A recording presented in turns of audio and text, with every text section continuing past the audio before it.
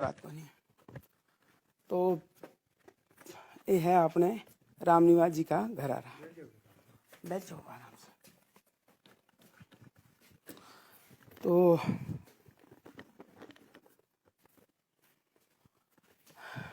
Last time Ramniwas जी से अपनी कद बात हुई?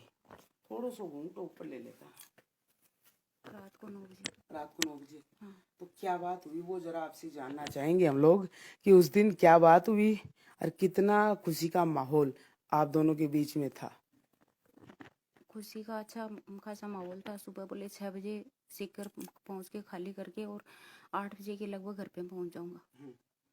और वैसे कुछ घर के लिए सामान ले रखा था और सुबह जल्दी से जल्दी मैं आ जाऊंगा और 8,000 रुपये मेरे को इनाम में मिलेंगे। अच्छा 6 बजे से पहले खाली करने में। अच्छा। आराम से चल रहे थे उस टाइम पे। तो बोले खाना खा के ठीक है आप तो सो जाओ। और मैं चल रहा हूँ, सुबह आ जाऊंगा घर पे। तो जब ये हादसा हुआ उस वक्त शायद उसी गाड़ी में आपके लिए भी पेपर आया होगा रीट का, क्योंकि आप भी रीट का पेपर देने गए थे। हाँ, मैं भी रीट का पेपर देने गई थी।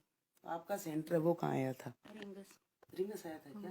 तो आपको ये हादसा हुआ ये कब पता लगा? मेरे को सुबह पता लगा 8 बजे। तो उसके बाद में भी आपने कलेजा कठोर करके पेपर दे के आए आप? कठोर क्या करके, मेरे को तो यहाँ से 2 दिन तो बेहोशी की हालत में ऐसे, फिर डॉक्टर वगैरह बुला के ऐसे बोला अटेंड तो करो आप।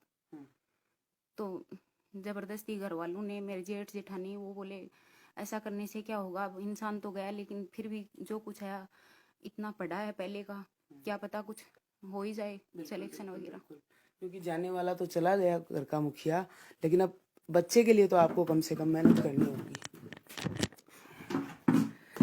तो कुछ बातें और है, लास्ट टाइम कब आए थे घर पे? लास्ट टाइम 10 जून को गए थे यहाँ से घर से।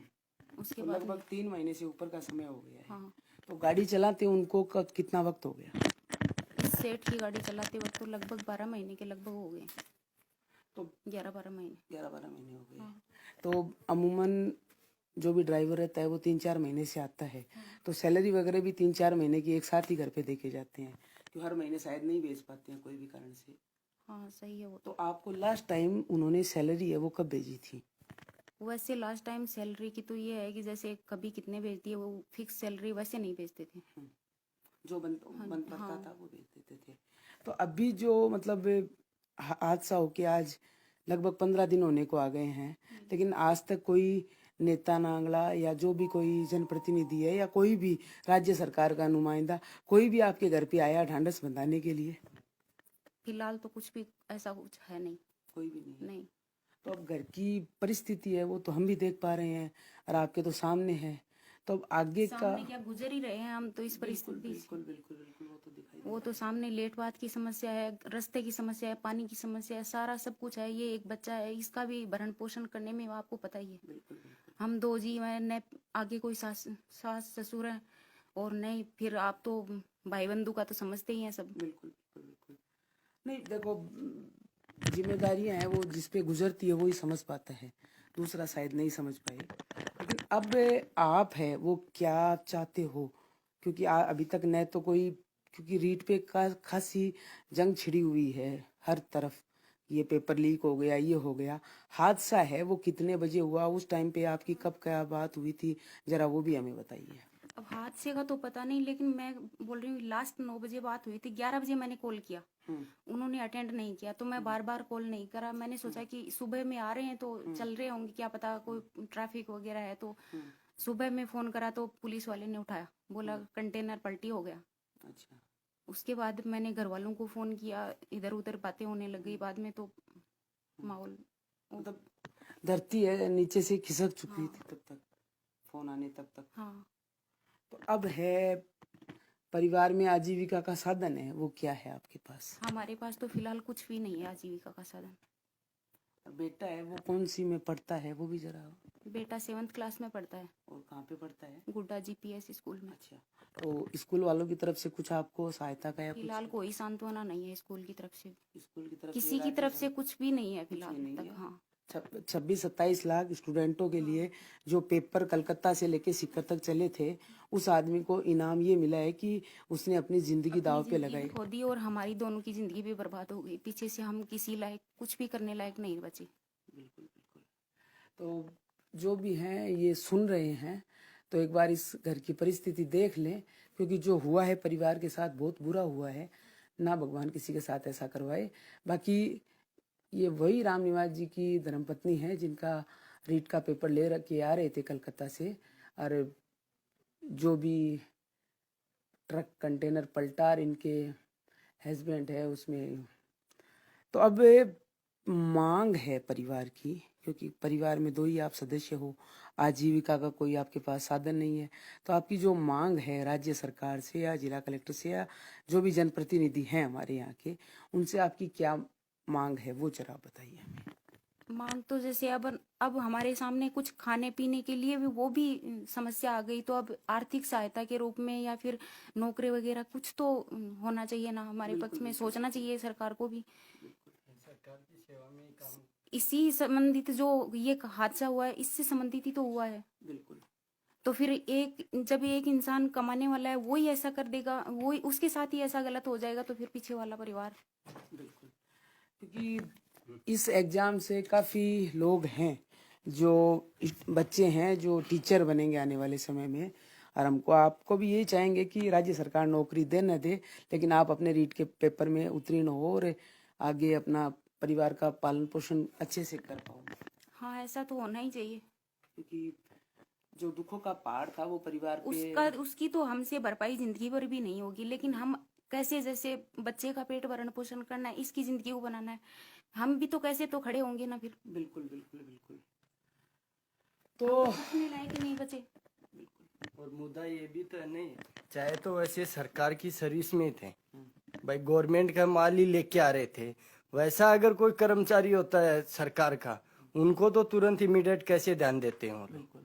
ये भी तो एक माने तो एक्चुअल में पहले तो इनका ये बहुत सबसे बड़ा सरकार का गलती है। इतना बड़ा एग्जाम का रीट के पेपर थे, बिगर सिक्योरिटी के ये लोग गाड़ी भेजे कैसे?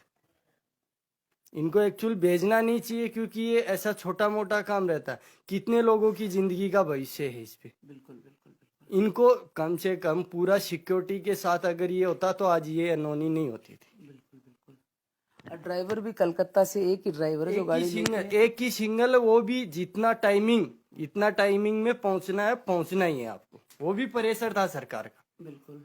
और दूसरा ये गाड़ी थी वो आपकी खुद की थी या किसी? नहीं, दूसरे की चलाते थे, दूसरों की गाड़ी चलाते थे।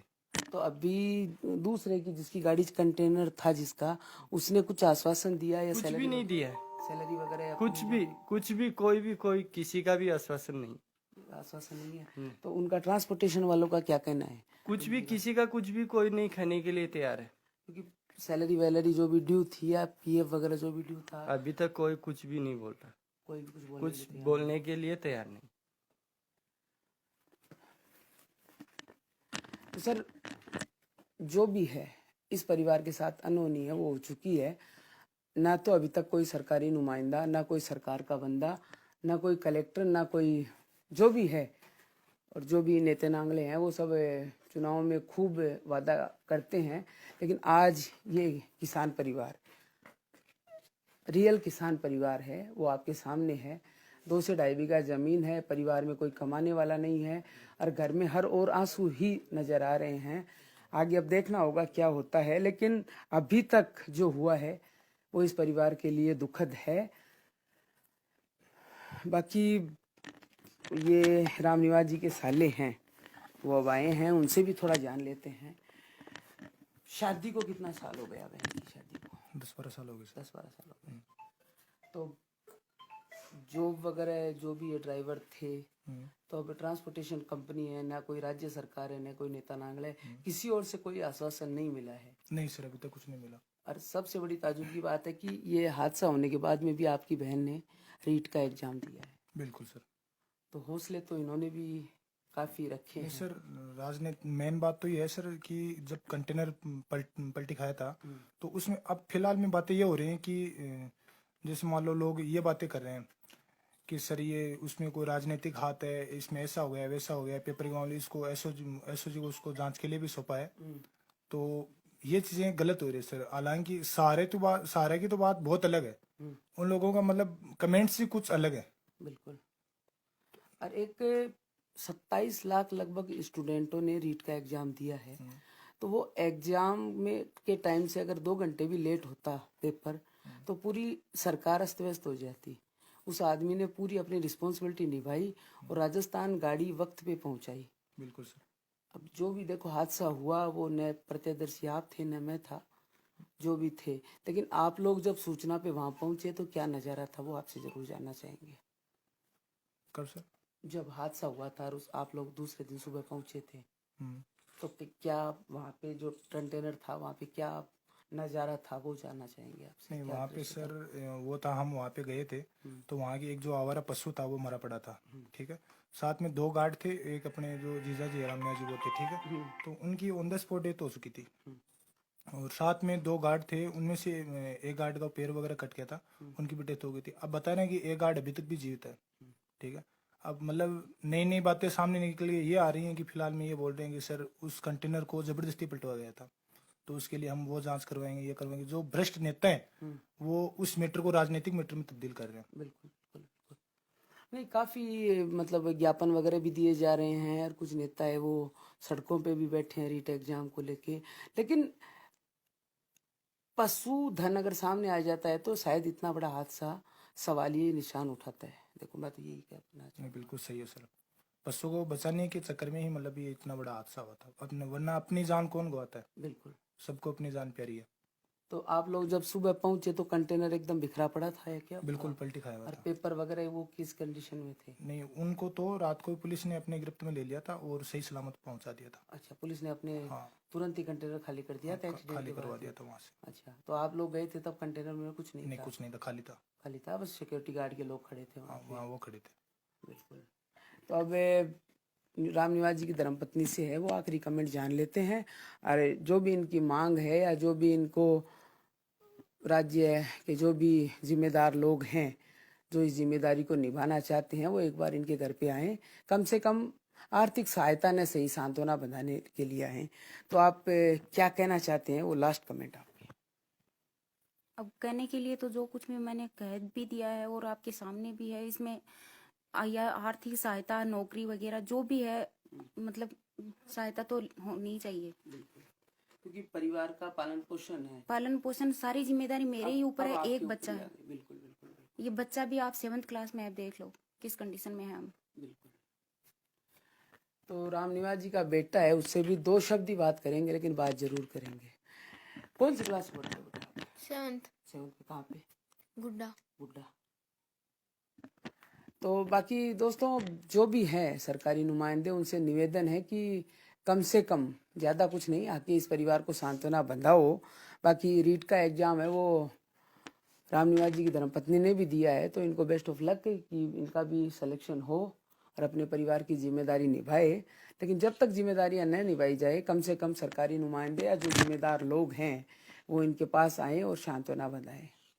तो इसी के साथ आज का ये लाइव है वो पहली बार दुख भरा हुआ है, लेकिन एक बड़ा इंटरव्यू था रीट एग्जाम को लेके, क्योंकि रीट एग्जाम में लगभग 27 लाख स्टूडेंटों ने एग्जाम दिया था और उसी एग्जाम के पेपर लेके हमारे सिंगनौर के ओदारा के पास के राम निवास जी हैं वो कलकत्ता से निकले थे सिक्कर के लिए, और घर वालों और उनके बीच जब भी बात हुई तो एक खुशी का माहौल था, क्योंकि घर पे आना था, शॉपिंग वगैरह भी की थी। और धर्मपत्नी से रात 9 बजे बात हुई थी कि सुबह 8 बजे घर पे पहुंचेंगे, लेकिन होने को किसको पता था कि 8 बजे वो नहीं, उनका पार्थिव देह है इस घर में पहुंचेगा। तो अब जो भी जिम्मेदार लोग हैं वो अपनी जिम्मेदारी निभाएं, आगे आएं और इस परिवार के लिए जो कर सकते हैं उतना करें। धन्यवाद।